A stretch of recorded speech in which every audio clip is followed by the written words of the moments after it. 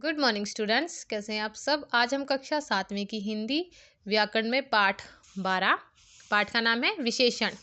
विशेषण के बारे में जानेंगे। विशेषण किसे कहते हैं।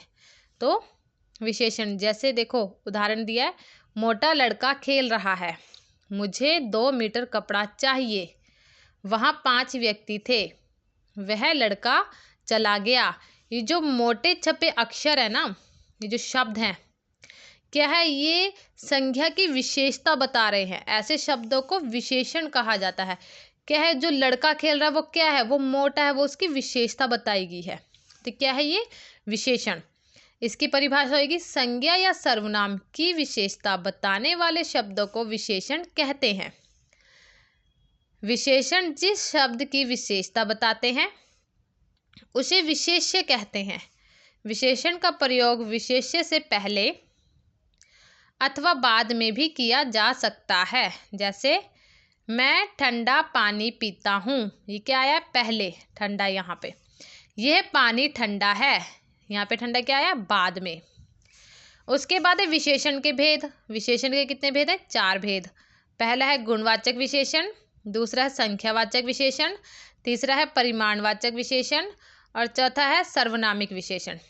पहला करेंगे हम गुणवाचक विशेषण। संज्ञा या सर्वनाम के गुण, दोष, आकार, रंग, स्वाद, अवस्था आदि की विशेषता का बोध कराने वाले विशेषण को गुणवाचक विशेषण कहते हैं।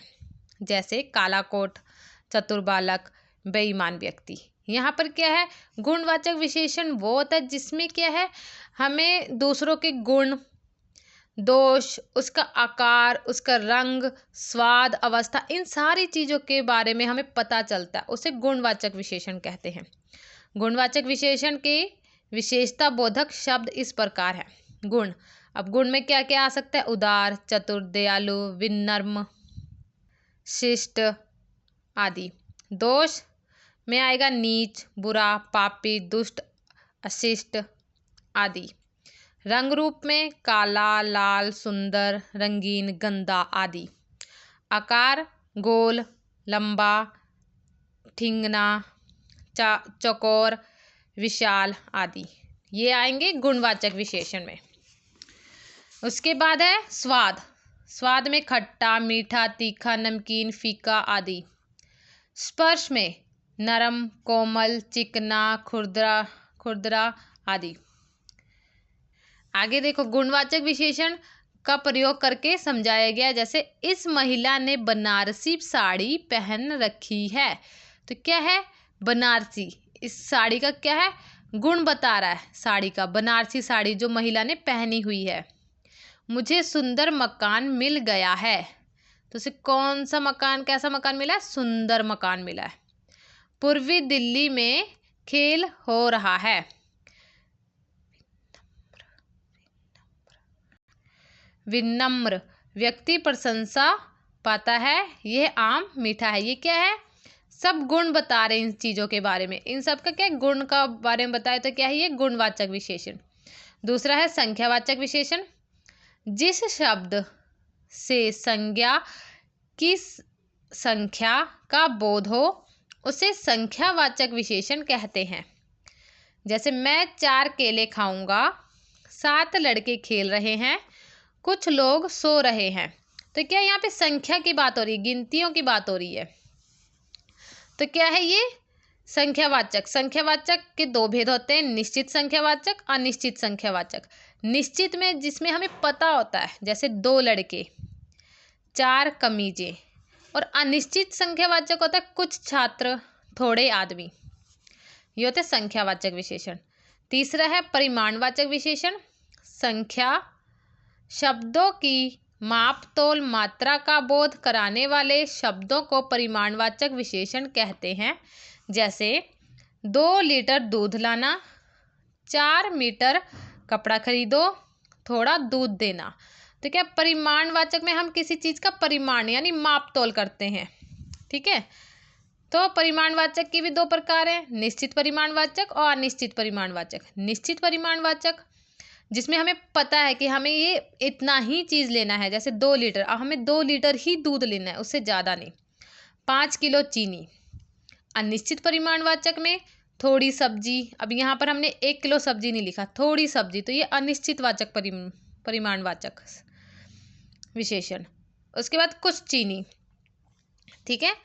उसके बाद चौथा है सर्वनामिक या संकेतवाचक विशेषण। इसे सर्वनामिक भी कह सकते हैं या संकेतवाचक विशेषण। जिन सर्वनामों का प्रयोग संज्ञा के साथ उसके विशेषण के रूप में होता है उसे सर्वनामिक विशेषण कहते हैं। जैसे वह लड़की पढ़ती है, कुछ लड्डू दीजिए। अब अगर मैं यहाँ लिख दूँ अनीता लड़की, अनीता एक लड़की है, अनीता स्कूल जाती है, अनीता खाना खाती है, तो वहाँ पर क्या है, उसका नाम ना लिख के हमने यहाँ पर वह लिखा है। जैसे यहाँ पे कुछ, ठीक है, ये सर्वनाम के शब्दों का यहाँ पर प्रयोग हो रहा है, जो कि संज्ञा के साथ उसे विशेषण के रूप में होता है, उसे सर्वनामिक विशेषण कहते हैं, ठीक है।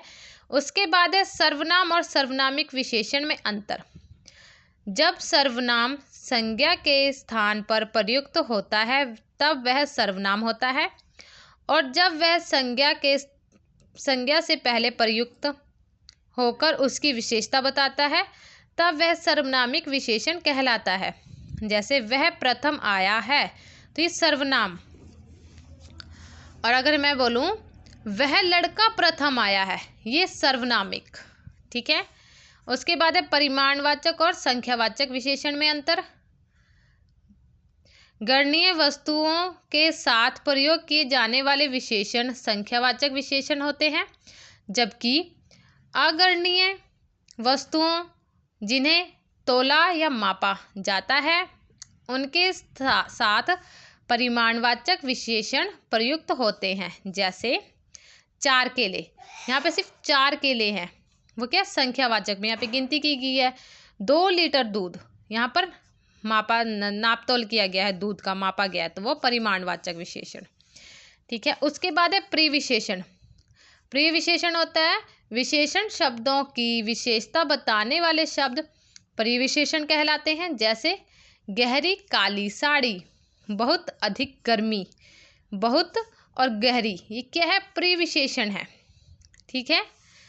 आप सभी ने यहाँ तक विशेषण के बारे में पढ़ना है और समझना है। Thank you, have a nice day.